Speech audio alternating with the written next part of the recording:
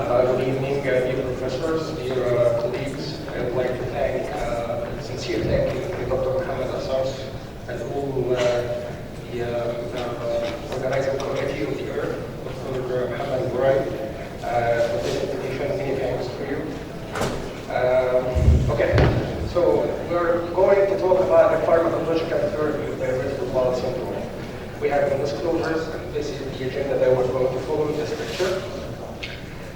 Irritable bowel syndrome is a chronic, potentially disabling, with all of these sick leave has been taken all over the world from the employees in most of the companies. Disorder of the gastrointestinal tract with relapsing, remitting course in which abdominal pain is associated with defecation or a change in the stool form or frequency. There are two common specters of the disease. This includes constipation predominant or diarrhea predominant. Diagnosis of IBS always should be made when all other etiologies should be ruled out. Drug therapy is rather limited, but focused on the predominant symptoms, including also the abdominal pain. And there are underlying mechanisms that could lead to the IBS, which of them is the change in the microbiome inside the lumen of the colon, genetic predispositions, post-inflammation, post-infectious diseases, and also serotonin and bile salts metabolism disorders. The Bristol Stool Form Scale, which is BSFS, is just used to categorize the patients under whether they are IBS, diarrhea predominant, or constipation predominant.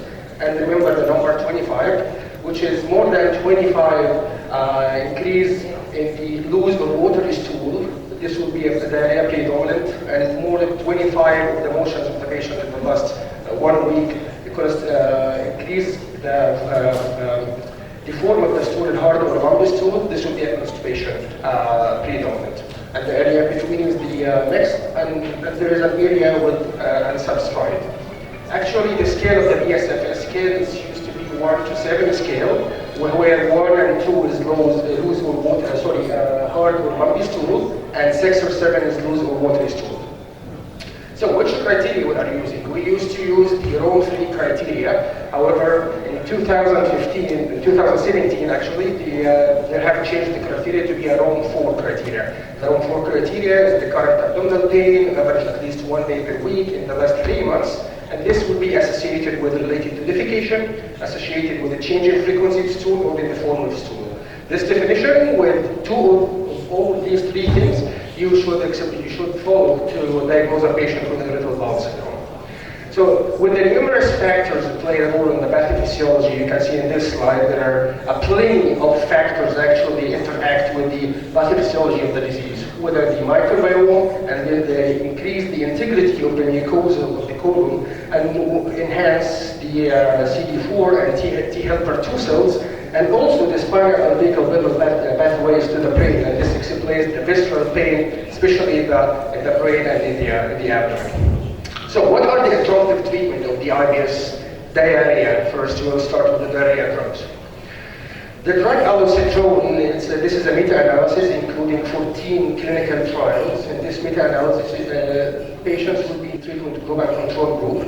The treatment group received allocetrone or silanocetrone, and the control group is received placebo group, but only 304 subjects have been taken nipivirine. The randomized trial showed that there is a relative risk favors to the treatment group 1.3 to the relief of abdominal pain or discomfort, and 1.6 to the global improvement of the IBS symptoms. Allocetrone is a drug usually FDA approved in 2015, while silanocetrone is a drug with a great too much clinical trials right now in the market, but until now it's not being approved. So what is the allocetrone? Allocetrone is a serotonin receptor antagonist. It acts on enteric neurons as other peripheral and central neurons. It acts on decreasing the motility of the GI generally. The EGA suggests using the allocetrone, according to the last meta-analysis data, in patients with IBS diarrhea to improve the global symptoms of the IBS, while the ECG suggested the alisoprazole only for improvement in female IBS diarrhea patients. That's why, because of the subgroup analysis of this meta-analysis shows that there is a preference in the response of the alisoprazole or samanisoprone or serotonin receptor antagonist to the female patients with univariate and univariate analysis with the sex compared to the mixed group or male groups. Another drug is used for irritable bowel syndrome and diarrhea is the rifaximin, which is the antimicrobial. And this is two big clinical trials. They were blinded, placebo-controlled, multicentric trials, Target 1 and Target 2. And there were more than 1,170 patients have been enrolled in both trials. And when you put the analysis of the combined analysis, there was an upper hand for the rifaximin over the placebo group in IBS diarrhea patients. The EGA suggests also using of rifaximin over no drug treatment. Those patients, actually, in this study, they have been enrolled as 1-to-1 with the placebo and treatment group, and the treatment group received 550 milligrams of rifaximin for 14 days, and then they have been followed up for another 10 weeks continuously to figure out the improvement of the own symptoms of the IBS. Amazingly, it's not only the diarrhea which has been responding, but also other symptoms of the IBS, like bloating and abdominal pain, also have been improved with the rifaximin. Rifaximin is antibiotic. It's usually binds to DNA-dependent RNA polymerase. Common adverse effects: peripheral edema, dizziness, fatigue, and ascites. And I think we use rifaximin in our clinical practice here in Egypt a lot, especially in hepatic encephalopathy patients. I have never met such common adverse effects. Rifaximin should also be recommended only in refractory patients with IBD. It's not recommended as a first line of choice to the treatment of the disease. Another drug is called elaxidilene. Elaxidilene, it is a new opioid receptor agonist. It's recently introduced antidiarrheal and indicated use in adults in IBSD. This is a clinical trial also of two phase 3 randomized placebo-controlled double-blinded trial, and it includes around 2,428 patients. Both of them with the dose of elaxidilene 100 milligram and 70 milligram have been compared to placebo group, and the pooled data showing the upper hand and significant difference in the improvement of the elaxidilene 100 milligram and 70 milligram over the placebo group. It received FDA approval in 2015. However, it has one drawback, which is from 2015 until February 2017, 120 cases of pancreatitis have been reported, and 2 of them were died. The ECG suggests elaxidilene for overall symptoms improvement in the IBS diarrhea patients. Loperamide, and usually we know all of them, loperamide is a common antidiarrheal agent. It binds to the opiate receptors, to the gut wall, inhibits the release of prostaglandins, and thus increase the acetylcholine and reducing the propulsive peristalsis of the prolongation of spinal transit time. There have been 2 trials involving 42 patients, 100% improvement in stool consistency compared to 20 to 45%. Due to the small sample size, due to the methodological limitations of these studies, the ECG suggests against loperamide for overall symptoms of improvement. However, the EGA, or the American Journal Association, they suggest using the loperamide over no drug treatment in patients with IBS diarrhea patients. Adjunctive treatment for the irritable bowel syndrome constipation, one of the drugs are lubiprostone, and lubiprostone is widely found in the market over here, and it has been approved from 2010, I think. This is a combined analysis of 2 clinical trials for patients who received the lubiprostone versus placebo, and there was at least 1 mark reduction in all the baseline score of the symptom. The score was 1 to 5, compared to other group who non-responders to the placebo group. So that's why lubiprostone has been cornerstone in treating patients, especially with chronic constipation. Levodopa works in the chloride channels of the lumen. It increased the amount of fluid secreted as it increased the efflux of the chloride, negatively charged chloride molecules from the chloride channels. And then with the parallel to it, the sodium positive, the charged sodium will be getting out, effluxed out of the interior endocrine cells inside the lumen, and also with the water. And this softening, this is the mechanism of action of softening the stool. It was found that levodopa be more effective than placebo. However, head-to-head against other agents used for irritable bowel syndrome constipation should be encouraged. It has two problems actually. There is no enough meta-analysis for the levodopa, and it has a problem with its storage. So it should be stored with the literature in a special formula. And EGE suggests using levodopa over no drug action in patient with IBS constipation with the concentration of 280 microgram, 28 micrograms compared to 8 micrograms just for chronic constipation. Another new drug, which is Linzess, it's called linaclotide. It's known in the United States as Linzess. Linaclotide, it's a guanylate cyclase C agonist. It acts on the intraluminal cell, interior endocrine cells, and when it activates the guanylate cyclase C receptors, it acts on the cyclic GMP, and then increases the CFTR, or cystic fibrosis transferrin receptor, and then enhance the efflux of the chloride, the negatively charged, and then go with the same mechanism of action of the levodopa with the positive sodium and water. It's also contraindicated in pediatric patients in less than 6 years of age. Linaclotide has been found in animal studies, reduced the firing of afferent neurons. That's why it reduced the severity of the pain, the abdominal pain in much of the patients with IBS. This is another clinical trial, phase 3 clinical trial, comparing the effect of the linaclotide versus placebo, and has been followed for 12 weeks. The first 2 weeks showing upper hand for the linaclotide. The amazing thing is it has been sustained for all over the 12 weeks. Linaclotide actually it's approved by the AGA, recommend using linaclotide in patients with constipating patients. Last one is the PEG or polyethylene glycol, and it's widely used and well tolerated osmotic laxative. We all use it also in American encephalopathy over here in Egypt.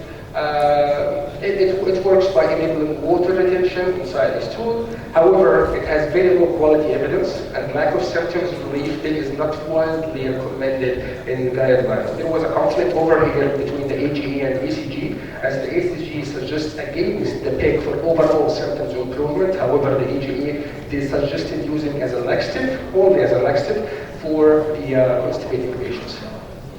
Last thing is the adjunctive treatment for the abdominal pain, and here is 12 clinical trials have been involved in this meta-analysis, and they are showing the all tricyclic antidepressants beside the SSRIs, serotonin selective reuptake inhibitors, and it involved like more than 454 patients all over these trials.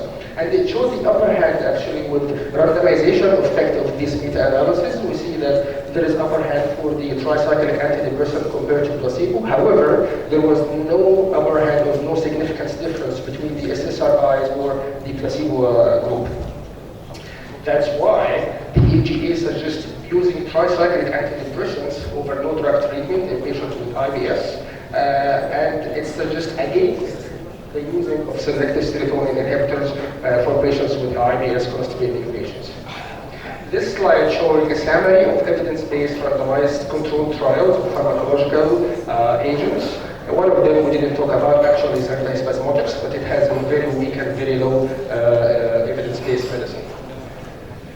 So the take-home message is it's important to highlight the need of future higher quality randomized controlled trials for intervention-based and pathophysiological mechanisms. Irritable bowel syndrome is often been a disease which is underreported and usually a diagnosis of exclusion.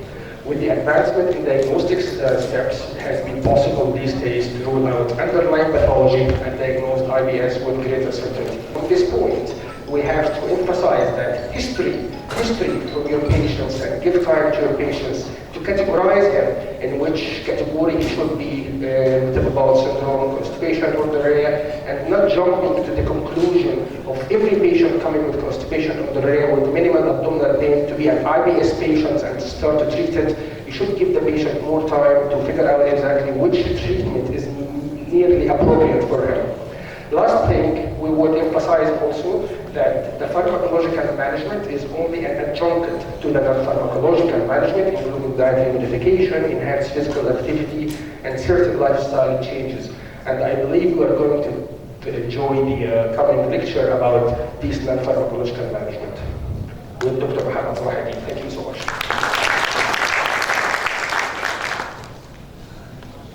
Thank you very much, Dr. Sherif. Thank you very much for this informative summarization for the medical treatments. I would just like to ask you a simple question regarding the levetiracetam while you were preparing your presentation. Do you have a clue of the duration of therapy that should be continued upon it? And what is the duration that should be stopped between the intervals of treatment? I didn't get the second part of the question, I'm sorry.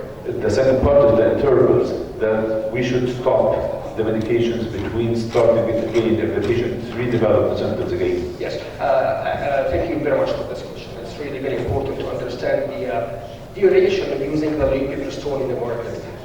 For the guidelines and for the literature they were using, you have to stop the levetiracetam once one of the side effects have been provided or have been appeared to the patient. This is the first thing. The second thing, once the patient reached what's called the efficacy point, and they measure this efficacy point, and the patient himself reached the normal regulation of the stool softening, or at least decrease 1 point from the BSFS scale. If you say that he is in the scale of 1 to 2, he is very hard or long stool, and then this patient is getting improved with 1 point, you can stop the treatment because actually he had his regular column movement. I hope this helps.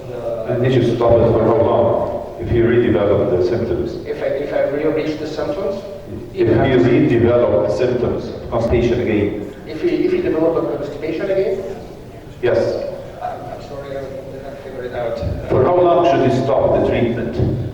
You should stop the treatment until it should be adjunctive on another agents. You cannot use levetiracetam alone in treating the constipating patient with irritable bowel syndrome. But if the patient had the symptoms again, I think you have to retreat the patient again.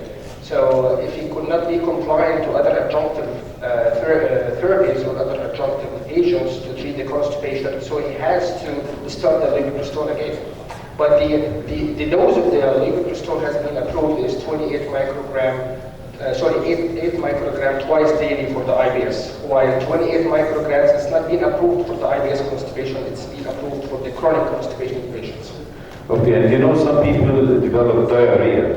Okay, so is the drug self-adjustable by the patient? Yes, in the literature and most of the studies have happened, diarrhea or one of the adverse effects of the drug. However, it's not that common adverse effect. Okay, thank you very much, sir. Thank you, I appreciate it.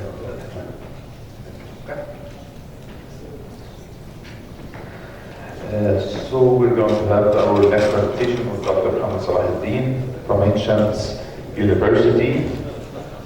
Please, sir.